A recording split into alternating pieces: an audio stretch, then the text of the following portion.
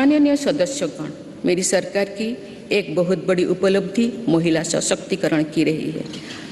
इस संदर्भ में मुझे नारी शक्ति नामक एक प्रेरक कविता का स्मरण होता है, जिसे भारतीय साहित्य की अमर विभूति स्वाधीनता सेनानी तथा ओडिया भाषा की सुप्रसिद्ध नारी कवि उत्कल भारती कुंतला कुमारी सावत ने लिखा था। आज से लगभग 100 वर्ष पहले उन्होंने ये उद्घोष किया था, वसुंधरा तले भारत रमणी नुहे हीन नुहे दिन अमर कीर्ति कोटि जुगे केबे जगत नुहे बोलिना। अर्थात भारत की नारी पृथ्वी पर किसी की तुलना में ना तो हीन है ना दीन है। संपूर्ण जगत में उसकी अमर कीर्ति युगों युगों तक कभी लुप्त नहीं होगी, यानी सदैव बनी रहेगी। मुझे ये देखकर गर्व होता है कि आज की हमारी बहनें और बेटियां उत्कल भारती के सपनों के अनुरूप विश्व स्तर पर अपनी कीर्ति पताका लहरा रहे हैं। मुझे प्रसन्नता है कि महिलाओं की ऐसी प्रगति के पीछे मेरी सरकार के प्रयासों का संबल रहा है।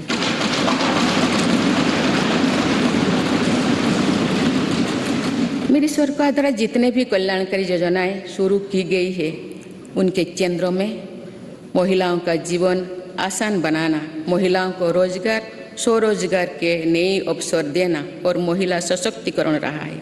महिला उत्थान में जहां पुराना धारणाओं और पुरानी मान्यताओं को तोड़ना भी पड़ा, उससे भी सरकार पीछे नहीं हटी है। बेटी बचाओ बेटी पढ़ाओ अभियान की सफलता आज हम देख रहे हैं। सरकार के प्रयासों से समाज में जो चेतना आई, उससे बेटियों की संख्या में निरंतर वृद्धि हो रही है।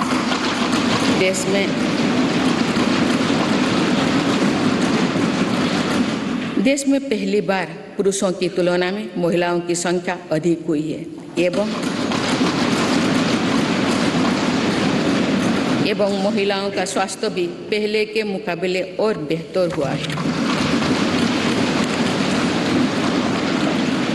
प्रधानमंत्री सुरक्षित मातृत्व अभियान हो या फिर प्रधानमंत्री मातृ वंदना योजना, इनमें माँ और बच्चे दोनों की जीवन को बचाने में हम सफल रहे हैं। आयुष्मान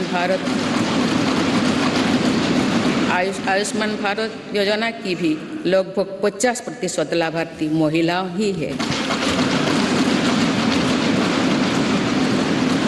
माननीय सदस्यगण, मेरी सरकार बेटियों की पढ़ाई से लेकर उनके करियर तक हर बाधा को दूर करने का प्रयास कर रही है।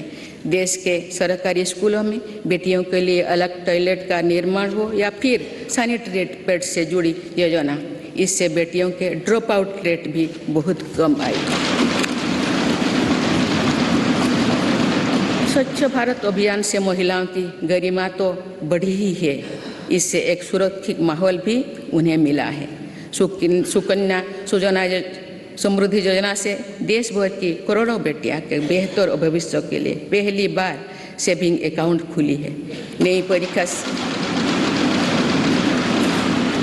नई राष्ट्रीय शिक्षा नीति में भी बेटियां की शिक्षा के लिए अनेक महत्वपूर्ण कदम उठाई गई है।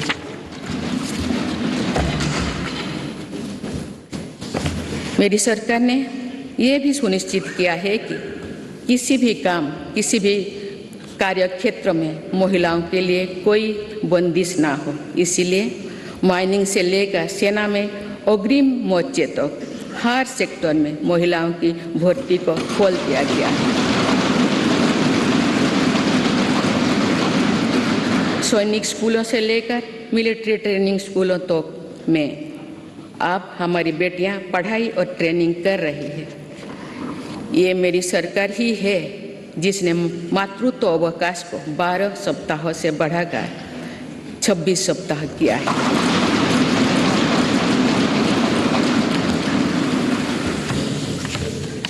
मुद्रा योजना की लगभग 70% लाभार्थी महिला उद्यमी ही है। एक स्टडी के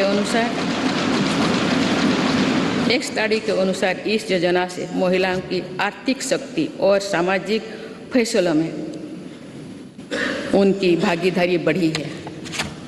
पीएम आवास योजना के तहत मिलने वाली घरों की रजिस्ट्री भी महिलाओं के नाम पर होने से महिलाओं का आत्मविश्वास बढ़ा है।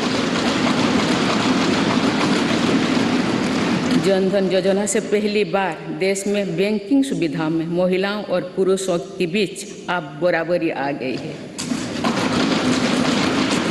देश में इस समय 80 लाख से ज़्यादा स्वयं सहायता समूह भी काम कर रहे हैं, जिनमें करीब 9 करोड़ महिलाएं जुड़ी हुई हैं।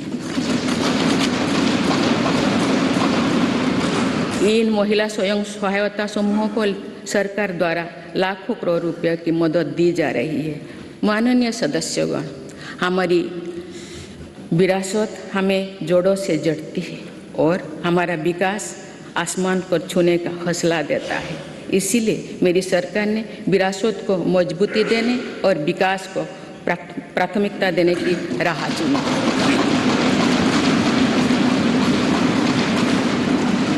आज एक तरफ देश में अयोध्या धाम का निर्माण हो रहा है,